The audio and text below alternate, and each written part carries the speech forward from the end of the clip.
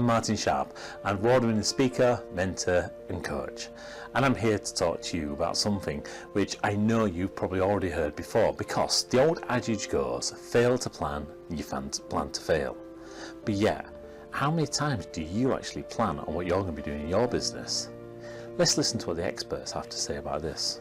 So thinking then about what our kind of plans are with moving forwards and what's kind of our next step in our businesses or what we're aiming towards. So for you, Cheryl, where are you taking the WISE Foundation? What an interesting question. I've got a number of WISE members in the audience, so they're like, yeah, where are we going? It is a little bit of, I've had a realisation myself this year, I can't actually do it all on my own, which is interesting because that's our slogan. Hashtag actually do what you teach. So we're now training new trainers up.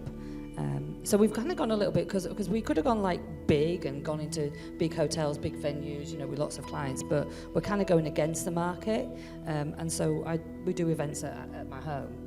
It's about personal development, it's about finding your why, it's about, you know, using that gut instinct that you talk about, or the intuition.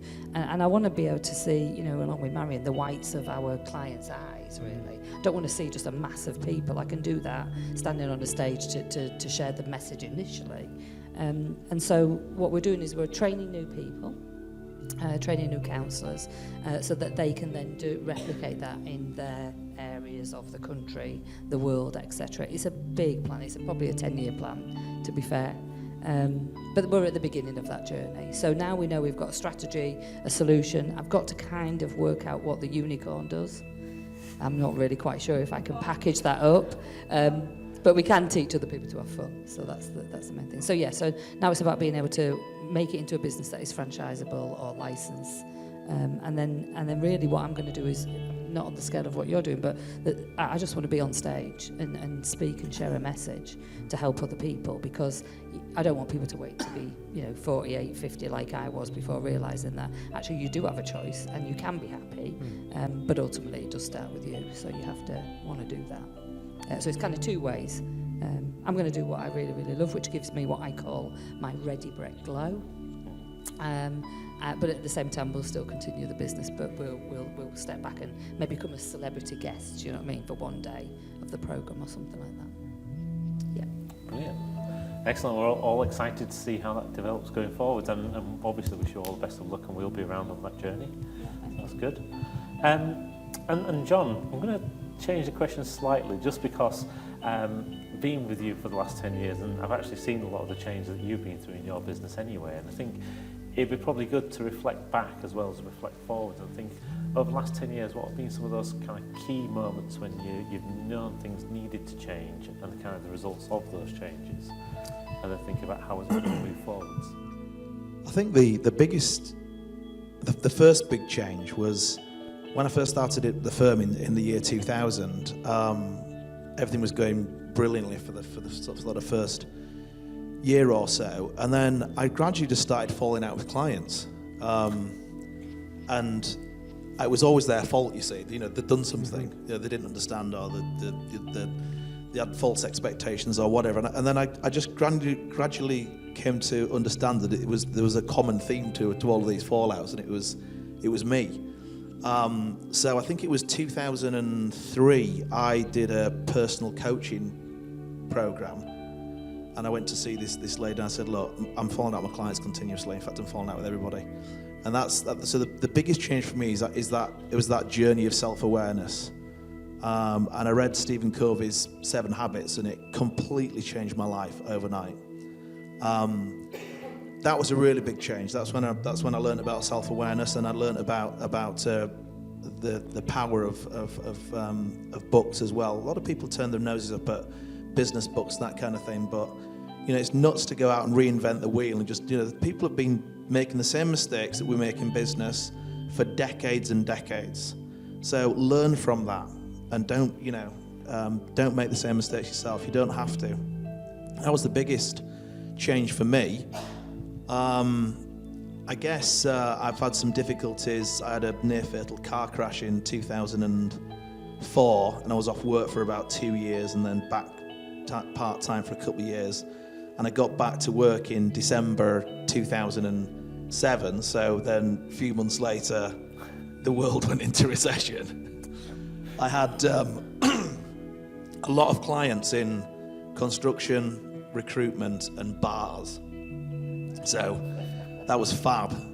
48% of the client base went into liquidation over the next 2 years. So, you know, all credit to you, my friend, that you're still here. I think that then was the next real big thing for me was having the confidence to get the right team. You know, don't employ an accounting technician on 20 grand when you really need a qualified chartered tax practitioner on 35 grand.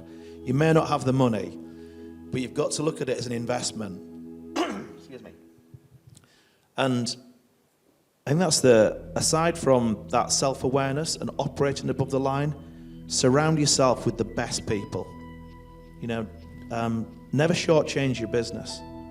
I see it in so many, it's a disease in some businesses, especially the hospitality industry. You know, I've got clients that have opened magnificent bars and restaurants, and they'll drop £250,000 on the bar, and then it comes down to the chef, and like, oh yeah, well, let's just get someone from catering college on 18 grand a year, and then they wonder why nobody goes back. You know, that you've got to surround yourself with the very best people. Don't go for the cheapest accountant. Don't go for the cheapest lawyer. You know, don't get the cheapest web designer. Don't do any of that. Make sure you invest properly, because you will get a good return. You know, it's about having the right people in the right seats, on the right bus, as someone famously said. I think that's the second biggest thing in terms of success, was the realization that I would just employ the very best people that I could. And then from I guess an external perspective, something that hit us. You very rarely use accountant and revolution in the same sentence. But what happened with technology around about 2010 completely changed things for us as business advisors, because you were given a budget in the past to look after your client. That might be a couple of grand or whatever. Some of you guys will be in business and you'll have accountants. And that money was spent purely just on doing the compliance work. You know, the VAT, the pay-as-you-earn, the corporation tax, all that sort of stuff. When cloud accounting revolution happened, it's allowed us actually to focus a lot more on doing what we're qualified to do, which is to help people grow the businesses and make them a success. That's been an enormous change, and it will continue to change. When open banking comes in the next year or so, there's going to be that's going to continue that revolution that's happened. For us as a business, the compliance work has become a minimal aspect of what we do, and the future of my business as accountants and business advisors is one of continuous audit through automation. If you've got your technology on the cloud, you've got integration with other programs, you're going to get automation. You get rid of the amount of human involvement in it, and you typically save in 60 to 70% of your time. You'll have dynamic information. You know, bank information going straight into your software, supplier invoices going straight into your software, not being posted by a bookkeeper, and therefore you'll have this dynamic, real-time information like continuous audit, and your year-end accounts will be relevant because the information you have on your dashboard will be just as accurate as the set of accounts that your accountant gives you at the end of the year. But people are always going to need good tax advice, so we've got Mark Overend, as you know, who heads up that department. They're going to need troubleshooting. So you've got someone like me that's got a few scars on my back, and I'm the guy that you want in the trenches when the shit hits the fan. I'll do the S word. And you need good strategic advice, and that's where our new partner Andrew Hartley comes in. So that's the future for Ascentis. The compliance workers will go. It's what accountants always did. You know, that's why accountants are always associated with being so bloody boring. But technology has changed all of that, and only 30% of firms are doing it now. But eventually, they all will. For me, well, I'll just pass it on to the next generation coming through. And if I could be in your position in 5 years' time, then I'd be a very happy man. Me too. So we're expecting you to turn up in an Aston Martin in 5 years. Like the aspiration there. Excellent. But it's interesting when you kind of look at that journey and kind of where you've gone and where you're going to go. Technology has obviously featured quite heavily in that path over the last like 20 years. So thinking about that, and obviously with yourself, Simon, you've got this great innovation drive, and you've like taken that kind of technology view. So, Cheryl, when we think about technology from a Find Your Why perspective, what kind of ideas can we use to like help propel your business forwards?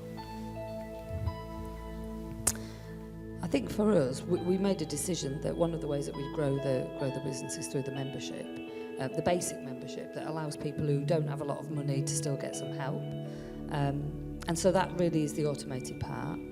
So we just recently invested in a new ClickFunnels type of process where we'll sell on the back of buying. So someone will come along, get a free program, then they'll be able to go to the membership because we're going to give them value there. They'll trial it for 14 days, and then if they like it, they'll stay. Kind of like the gym membership, except we hope that they will get some benefit.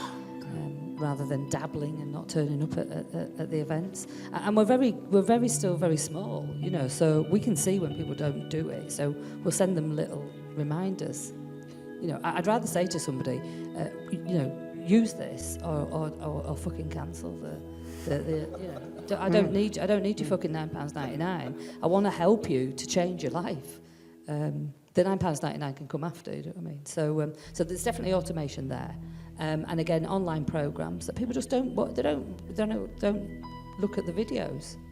Yes, I'm looking at you. You haven't looked at the videos.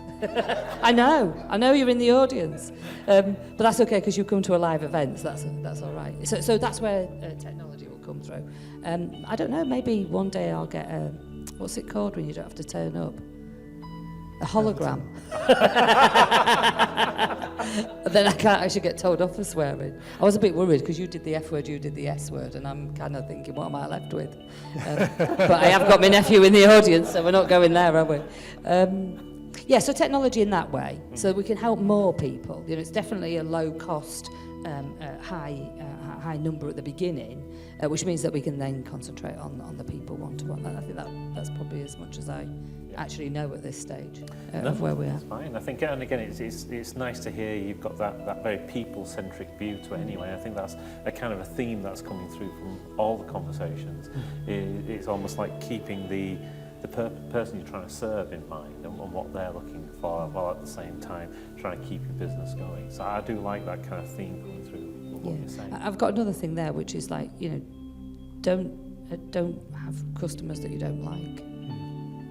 Because at the beginning of any business, there's a danger that you say, I'll just take that business, or I'll just take that business because it's the money and that's all you're looking for. The money comes afterwards. It doesn't come first. Really love what you do, love your clients, really want to help them, really want to serve them.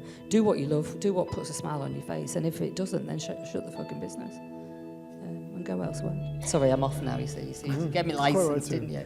And that's my philosophy, because life's too short, isn't it, really? And mine's not an Aston Martin, mine's just another pair of shoes, but I mean, quite frankly, that'll do, they cost as much, yeah. But whatever it is, I agree, reward yourself, reward your clients when you can, they are friends ultimately at the end of the day. And the same with your team. And here on the channel, we're looking at how we can share a whole variety of tips, hints, sound bites, and extras of things that we have found we use on a weekly, daily, even hourly basis. So click the subscribe button now so you don't miss out.